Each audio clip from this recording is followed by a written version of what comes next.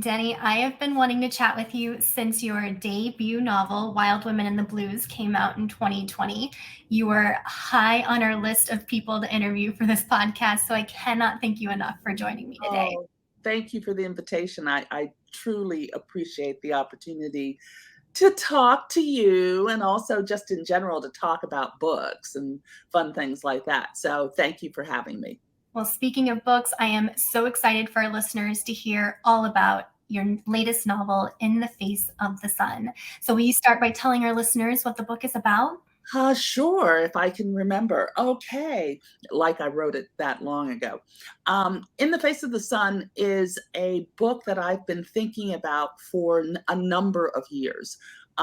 It's a story of a woman who in 1928 was a chambermaid at a fabulous hotel, which I will talk about more in a few minutes, in Los Angeles. And then circumstances that occurred during 1928 into 1929 that impacted her 40 years later. And in 1968, she goes and gives a ride to her niece, who is estranged. She is also estranged from her niece's mother, but her niece needs to get out of town because her husband is abusive. So that story takes place, as I mentioned, 40 years later in 1968. So it's a combination of a mystery, why and what happened to Daisy Washington in 1928 that makes her the woman she is in 1968. And then in 1968, will Frankie Saunders managed to get away from her husband and really change the course of her life. So it's about a road trip, changing the path of life. It's about how racism, prejudice, and other factors impact African American lives in similar ways in 1928 as they did in 1968. So there's quite a bit brewing in the story of In the Face of the Sun, which is inspired by, the title, I should say, is inspired by a poem by Langston Hughes, one of my favorite poets, called Dream Variations. And In the Face of the Sun is a line from that poem. Both of your books are written as dual timelines. Your first book was split between the mid 1920s and 2015. And like you mentioned, this novel is split between the mid 1920s and the late 1960s. So, what is it about the 1920s that draws you to write about that time period? That time period is, I feel, important to me because of my maternal grandmother. She came to this country as a teenager from, well, actually, she was in her early 20s, from Montego Bay, Jamaica, Montego Bay or Kingston. I keep getting them mixed up, but I think it was, she had to go through Kingston to get here because the ships depart from Kingston. And she arrived in New York City in 1923. And her dream, of course, at the time was to marry the man who paid for her ticket and live in New York during this bustling time. And of course, leaving Jamaica, and she was from the hill country of Jamaica. So she was not a super savvy gal of city life. And turns out that the man who sent for her, my grandfather, I will clarify that early, was not the man who picked her up at the shipyard. And instead, she ended up spending her life in a small town in Ohio. She never got to live in New York City. So she talked about New York City all the time when I was a little girl. And so I was really just mesmerized by the stories and the photos. She had a lot of photos everywhere in the house. And I was like, oh, this time period is cool because you had crazy looking clothes and crazy looking cars and things like that. And that's how I got interested in the 1920s. And of course, digging into the 1920s with a different perspective, because this is not, you know, what people typically think of in terms of the 1920s storytelling. And I'm exploring the African American experience and a showgirl by the name of Honor Ray in that time period. And in The Face of the Sun, takes a look at a luxury hotel in the 1920s, a luxury hotel built exclusively for African American clientele and built by African Americans, financed by African Americans. And the reason this hotel, the Hotel Somerville, which was on Central Avenue, is so significant has to do with the fact that African Americans could not stay at any of the other hotels in Los Angeles because they didn't allow Black people to register or be guests. They could work at the hotel, but they couldn't be a guest. So lots of factors that led me to want to explore the 1920s more deeply. And in fact, my next Kensington book is also set in the 1920s. That's my next question. Oh, okay. So I'll slow down. Go ahead. Well, I'm actually I'm doing something rather, as they say, cray cray. I am working on 2 books, and they're sort of almost due at the same time, or so it feels. The first book that I'm currently working on is actually for William Morrow, and it's what is called a biographical historical fiction. I am writing about a historical figure by the name of Sarah Forbes Bonetta. Sarah Forbes Bonetta lived in the 19th century. She was, how do I say this, gifted, and I put that in quotes, to Queen Victoria after she was saved by Commander Forbes from enslavement and execution in West Africa. And she ended up being the goddaughter to Queen Victoria. So I'm writing about her. And then my next Kensington book, as I mentioned, would be set in the 1920s, is called The Trial of Mrs Reinlander. And it is based or a retelling of a true story. A woman by the name of Alice Reinlander was taken to court by her husband, Kip Reinlander, who was an heiress or an heir to a huge real estate fortune, who had married her. And then he discovered, and I use that in quotes too, that she was Black. She was a Negro. And he wanted out from that marriage. He wanted an annulment, and she fought him. She fought the good fight, the smart fight, for 6 years. So I'm telling that story. Wow. So I'm very excited about your new novels, but I want to go back to In the Face of the Sun. Okay. It is so much fun to hear how an author takes that initial spark of an idea and turn it into a complete novel. So I want to know we talked a little bit about what inspired the title, the poem, but what inspired you to write the story of In the Face of the Sun? Well, it started in 2017. I am a old hotel buff. I used to travel a lot before, pandemic and things like that. But during 2017, I was in Los Angeles for the LA Film Festival. And I was staying in Culver City at the Culver Hotel, which is a fabulous hotel. I think it was built in 1920. And so I'm hanging out in their sort of their museum-like room, where they have facts about the history of the hotel. And I come across some information about the Hotel Somerville. And this is a place I've never heard of that opened in 1928 in Los Angeles. And then it gave me a little taste of the history. And I was like, oh, so I immediately started Googling. Then the next thing I did was jumped in my rental. I had a car. I was rented a car. Drove over to Central Avenue and 41st Street, and there was the Hotel Somerville. The building is still there. Was still there, and I strongly believe it's still there now.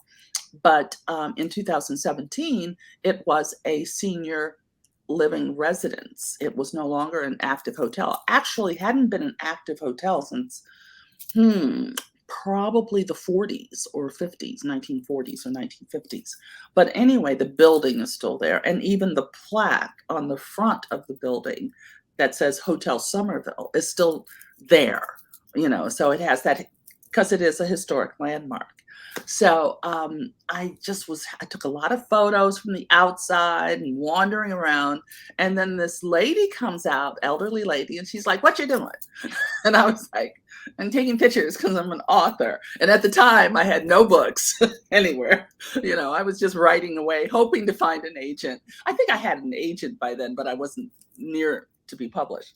And so she let me in and showed me around. So I have photos of the interior and the exterior and the space and the balcony where they had the orchestra, the registration area, the whole thing.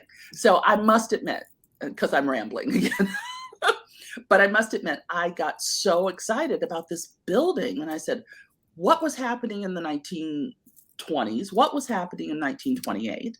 And one of the things that was happening was this hotel, the history of this hotel. One of the big African-American movie stars of the time was a man by the name of Lincoln Perry, also known as Stephen Fetchit. Stephen Fetchit has a rather controversial, as he should, history in Hollywood, in the Black community. He was a comedian, and what his performances and his films were all about was the portrayal of a very dim-witted, very negative depiction of a Black man, but very much in line with what was I always have to do my quotes because these words that come out of my mouth are really not to be taken as, Right. acceptable at that time period characterization and humor that was allowed. So it was buffoonical and very much, there was a lot of negativity even during the time period for his humor, but there was also the fact that he was the first millionaire, African American actor millionaire. So he has a role in my story as well. Now, 1968, why did that matter? 1968 had so much going on in the world, from Vietnam to assassination of Martin Luther King in April, the assassination of Robert F. Kennedy, other deaths, and earlier in 64, the Civil Rights Act. Just so much was coming to a head in the summer of 1968. And that's the backdrop for a family drama, essentially, where you have a young woman who is like, I got to get away from this estranged husband of mine. I mean, this abusive husband of mine. And I don't know where I'm going. I don't know how to get there. But this gal, my Aunt Daisy, who there's a line that I think we use in marketing, of someone that the family talks about, but never, well, or something like that. Essentially, she's the black sheep of the family. But there's a line, I can't even remember if I kept it in the book, but she said, I'm not even the black sheep. They at least invite the black sheep to events or to marriages and funerals. I don't even get invitations. But and then there's a murder mystery because the first line of the book, where's my book? It's around here someplace. I can't remember first lines unless I reach for them. So I think I can say the first line of the book. Prologue. Tuesday, June 12th, 1990, Los Angeles. The night Veronica Fontaine died, there was a black bird in the sky with a red and yellow triangle on its breast. It squawked like a crow, no song in its throat, just a curse, a string of damnations blasting my eardrums. A black bird interrupts the stillness of the sunset, slowly flapping its wings, flying across the blue and crimson sky. The lone bird seeks its flock, but their numbers have dwindled and the once abundant bird no longer blankets the sky. And then it goes on from there. So it starts with, well, the night somebody died. So what's that about? Anyway. Ask me questions because I'm rambling again. No, not at all. I want to talk a bit about your research. It's a big part of writing any novel, of course, but especially for authors of historical fiction. My first question is, did the lady who let you into the building know anything about the history of the building? No, she didn't. Oh. She knew it was a hotel. She was more so aware of the neighborhood.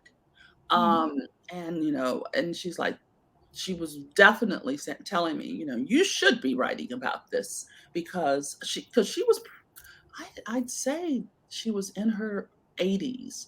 So at the time, I probably didn't ask the questions that I would have asked a year later, because it literally was a whirlwind. I was there for one thing and then discovered this and just jumped in my car and went, and with my camera and just said, oh, and so I didn't know a lot when I first visited, but the research path for really, because what I do with my research is I typically start with the things that cannot be changed. Mhm. Um, when did the NAACP hold its first annual meeting on the West Coast at the Hotel Somerville? That was documented. That's in the book because it happened the week after the hotel opened. Was W.E.B. Du Bois, people, just famous African Americans of the time from all over the country. There was a parade down Central Avenue, the mayor of Los Angeles. Now, my research to unearth these facts and details, one of my first stops is always the African American press. And right on Central Avenue was the California Eagle.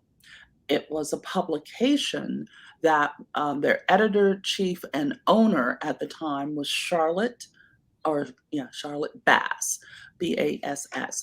And so she has a walk on in the book as well.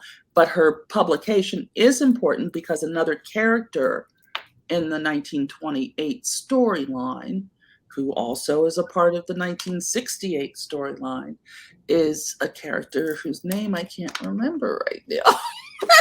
His name is Harry. I know it's Harry. Yeah, there's Harry. Harry was inspired. I think his name is Harry Belmont because I love Harry Belafonte. So I named him Harry Belmont because the actual reporter who has inspired me to even put this character in the book was a man named Harry Levitt, Leavitt.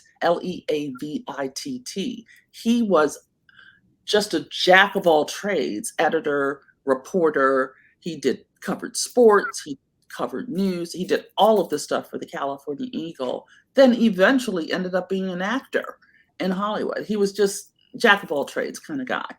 And since, I didn't want to really dig into his life, so I just used him. He was an inspirational character. He became inspiration for a character in the story. So the research will take you down some interesting paths. You find these goalposts, these unchangeable facts, especially when you're writing a fictional. My stories are, 80% of my characters are fictional, and the circumstances that they are involved in are definitely part of a storytelling. But elements of every story that I write with historical fiction in this particular genres are inspired by events, inspired by the way the newspapers talk about films, talk about the hotel, talk about another historical fact that made its way into the 1930s 1920s storyline is the collapse of the St. Francis Dam in March of 1928. Significant event. It was built by their civil engineer at the time, who was Mulholland, who is someone that everybody's heard of. If nothing else, you've seen the old movie Mulholland Drive. So all of these things that you dig up in history can find a way to be reshaped or refashioned or told as they happened to enhance your story. Was there anything that you dug up in your research that you wanted to include but couldn't fit it in the story, or it had to be cut? Yeah, there a lot of the Lincoln Perry stuff, because that was a different book, and maybe I'll come back to it. But Lincoln Perry was Stephen Fetchit was quite notorious. He had I guess I can say this. He had a thing for 16-year-old girls, and he was in his mid-20s, and he would propose, and all of this information would be in the newspaper, because when you proposed, it would go into the newspaper as, well, a commitment. And then he proposed to this, and actually this did go into the book, so I can't talk. Okay, the proposal that did not go into the book was was Nina Mae McKinney, an actress that I love from the 1920s, just a beautiful actress who, of course, as an African American female, could not get any decent roles after a certain period of time, or she only got certain roles. But she starred in King Vidor's film Hallelujah, which was the first Hollywood-made all-Black cast film, distinguishing it from an Oscar Micheaux film, for example. Oscar Micheaux, being an African American producer, director, writer, legendary gentleman, did not make Hollywood films out of Paramount, or, well, at the time, MGM, or some of the other houses. And King Vidor did that. And she was his star, Nina Mae McKinney, and Lincoln Perry actually proposed to her. One of several of his proposals out there, but they're just Lincoln Perry had so much that could be dived into. So, What have you learned about writing and or publishing between publishing your debut novel and your sophomore novel? It's different writing. You have to write faster. Because you're under contract. That is something that has impacted my strategy for writing books, because I have currently I'm very pleased with this number, but I got to count. 1, 2, 3. I have 3 books. I think I have 4 books under contract right now. Maybe only 3, but I feel like I'm writing 4. But I think I am writing 4. 1, 2, 3, 4. Yeah, I got 4 books under contract. So that means you're writing and writing and writing. And so I'm a full-time writer. And that's a lovely place. At the same time I say that, writing a book, and I mean, I'm working on my 3rd book, and there are those out there who've written 20 books or 100 books. Okay. And those writers, at least the ones that I know, and I know quite a few writers, they will all pretty much tell you that every book is hard. Every book has its challenges. Every book is something that you're, blood, sweat, and tears over. So I was under the semi-illusion that it was going to get easier. No, you still are at the grindstone, figuring it out, coming up with the words, coming up with the story, developing the character, making sure that it's rich in what you want to say. begging beta readers to take a look. So it's the thing. It's a wonderful opportunity in life that I'm very thrilled to have, to be able to write books and actually have them published, actually have people read them. But the process is one that you have to continuously fine tune. At least that's where I'm at in my, growth cycle of being an author, a professional author.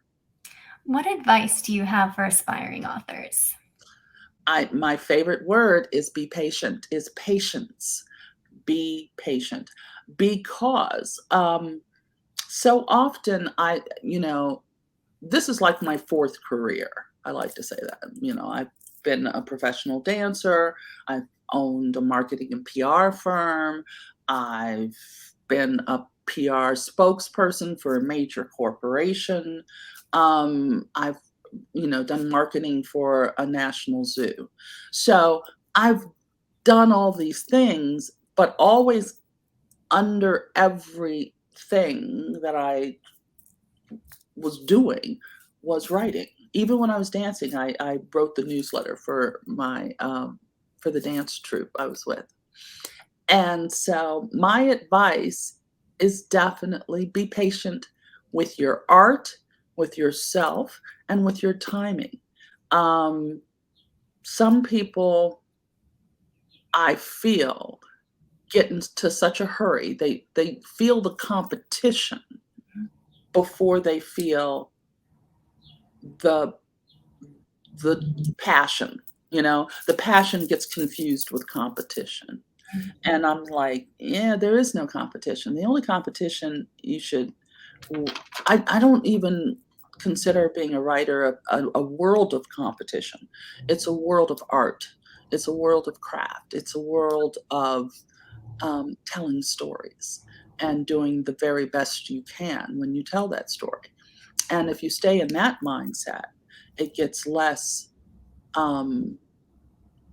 there's less pressure because if you're constantly looking over your shoulder, um, yeah, it just makes it less fun.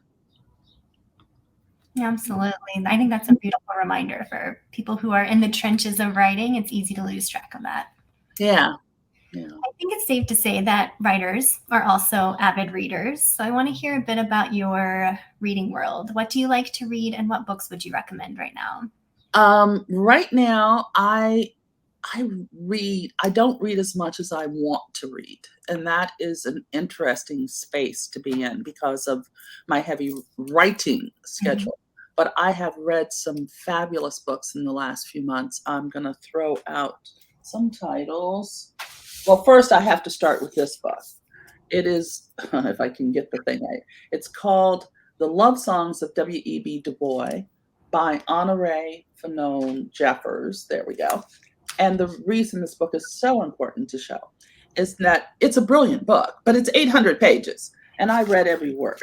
So that is I also wrote a review for it, for not the New York Times, for NPR. I'm jumping ahead of myself here a little bit. This book by Vanessa Riley is fantastic, Island Queen. She is also about to release, well, she just released last week because she also writes historical romances. She just released the third book, a starred review in her series. And I don't have that title in front of me because she has a lot of books. And but some other authors, Nancy Johnson has The Kindest Lie, fabulous book. Sadiqa Johnson, Yellow Wife, fabulous book. A book coming out on Tuesday. My writing partner, Eliza Knight, is her new book, The Mayfair Bookshop, will be coming out from William Morrow on Tuesday. Check it out. It is wonderful. Let me see. I should mention that my writing partner, Eliza, and I just sold our book called They Were Friends, a novel of Ella and Maryland.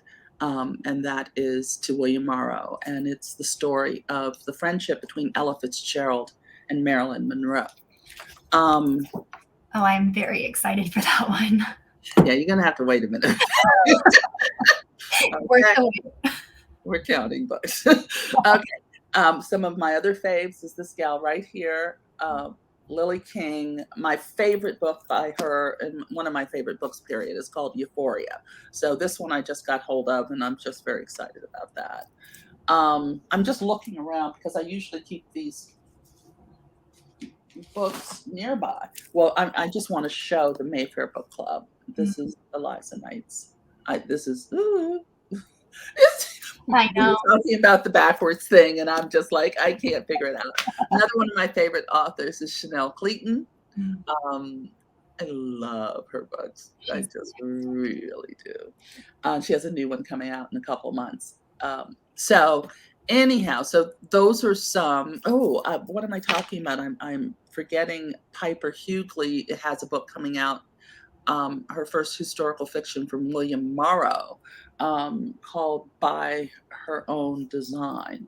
And that one is another incredible book.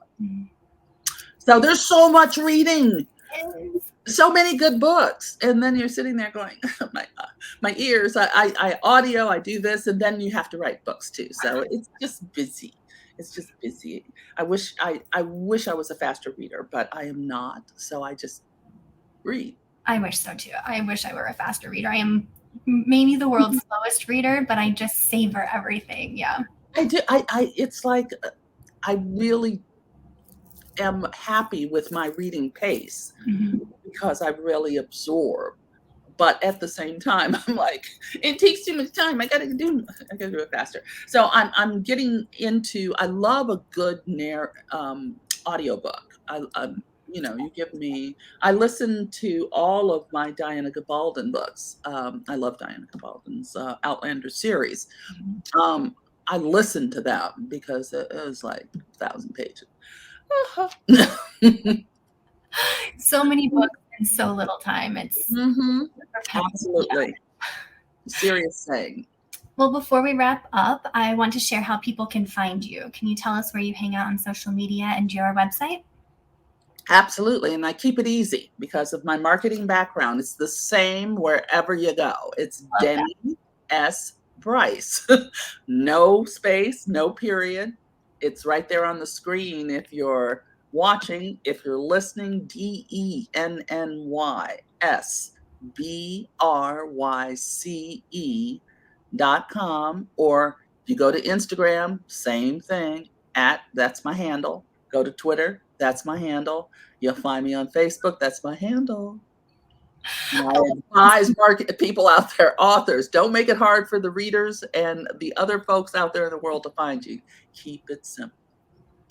Denny, it was such a pleasure meeting you. I've been wanting to chat with you for years. So thank you so much for joining me and sharing your book with our listeners. Thank you for having me. I really appreciate it.